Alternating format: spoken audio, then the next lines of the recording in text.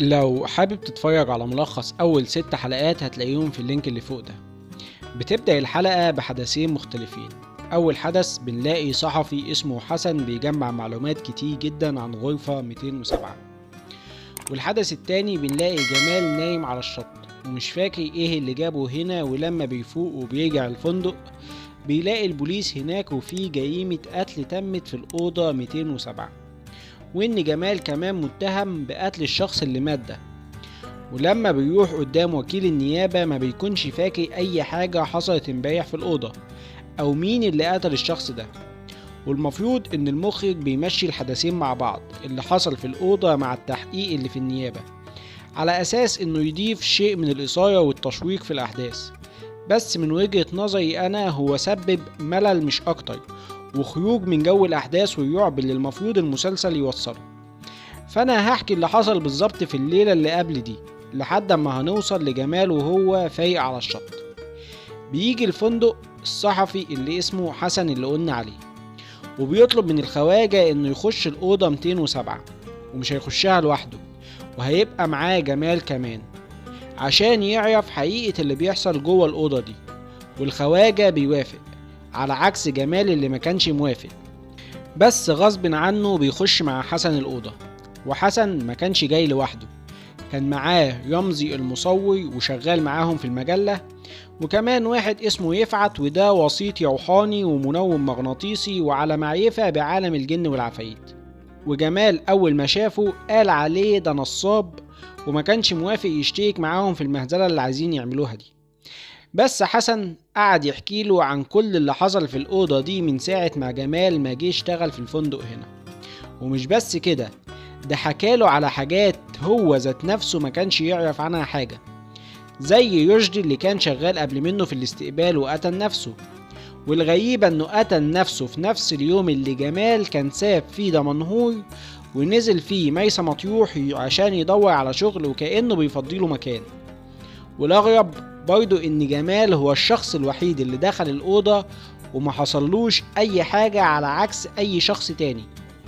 وكمان حسن قال لجمال ان الأوضة دي بدأت تعمل اللي بتعمله ده من سنة 1934 لما اخو الخواجة مايكل وهو صغير دخل الأوضة، ومن بعديها اختفى وورياله صورة الولد ده، طلع هو الولد الشبح اللي شافه جمال في تاني حلقة.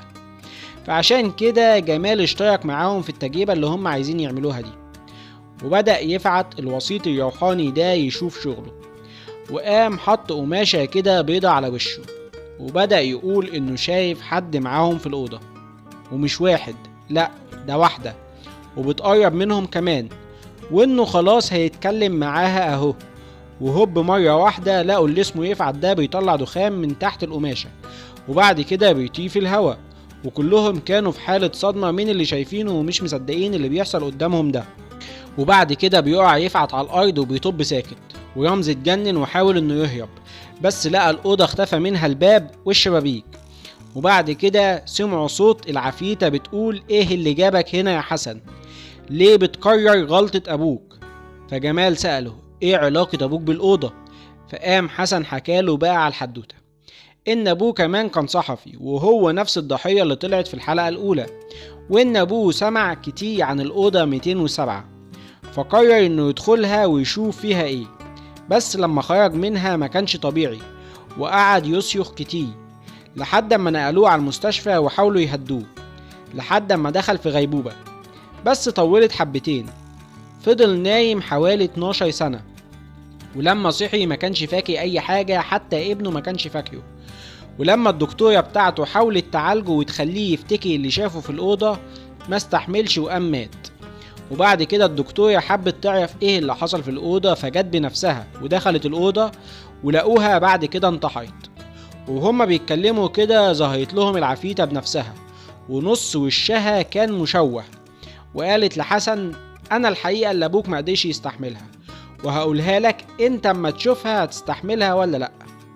وقامت حطت ايديها على وشه لحد اما طلع دم من كل حتة في وشه.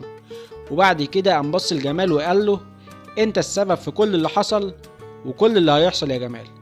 وقعد يردد الجملة دي كتير، وجمال راح وراه يفهم منه ايه اللي حصل او ايه اللي شافه. بس معرفش يفهم منه اي حاجة، لحد اما جات له العفريتة وقالت له تعالى انا هقولك على الحقيقة يا جمال. وقامت حطت ايديها على وشه فاغمى عليه، ولما صحي لقى نفسه نايم على الشط ومش فاكر اي حاجة. وبعد كده البوليس قبض عليه، والنيابة قعدت تحقق معاه على اساس انه يفتكر اي حاجة، بس جمال ما كانش فاكر اي حاجة. لحد ما وكيل النيابة قال له طب ايه يضك على الصور دي؟ فلما جمال بص فيها شرح له انهم لما يفعت مات الكهرباء قطعت، ورمزي كان خايف جدا، ففضل يصور بفلاش الكاميرا بتاعته، والصور اللي طلعت ظهر فيها الاشباح اللي الأوضة قتلتهم. وغريبة جدا الاشباح صورها بتظهر في الصور. ما علينا. بس برضه جمال فضل مش فاكر ايه اللي حصل بالظبط في الأوضة، لحد اما لقوا رمزي دخل عليهم واعترف بكل حاجة، ان يفعت ده ولا وسيط ولا روحاني ولا بتنجان، وهو نصاب، وحبوا يعملوا النمية دي بتاعتهم على اساس انهم ياخدوا قرشين وخلاص من صاحب الفندق، وان القماشة اللي كان حاططها على وشه دي بتطلع دخان عادي.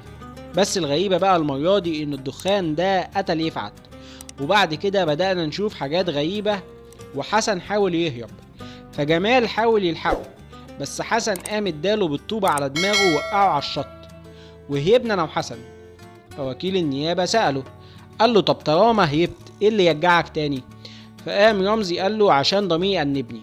بس الحقيقة ان العفريتة هي اللي طلبت منه يعمل كده، وبيقبضوا على رمزي فعلا وبيطلعوا جمال براءة. وبصراحة الأحداث حلوة، بس التنفيذ وحش جدا، والأوحش منه التمثيل. وأوحش حاجة لما يبقى معاك هواية حلوة جدا زي دي وانت تعملها بالشكل ده. وبتخلص الحلقة على كده. فلو عجبك الفيديو منساش تعمل لايك وشير وسبسكرايب وادعمني كومنت عشان اكمل، ولو ما عجبكش الفيديو منساش تعمل ديسلايك وشير وسبسكرايب برضه، بس تعبتني في كومنت عشان ابطل.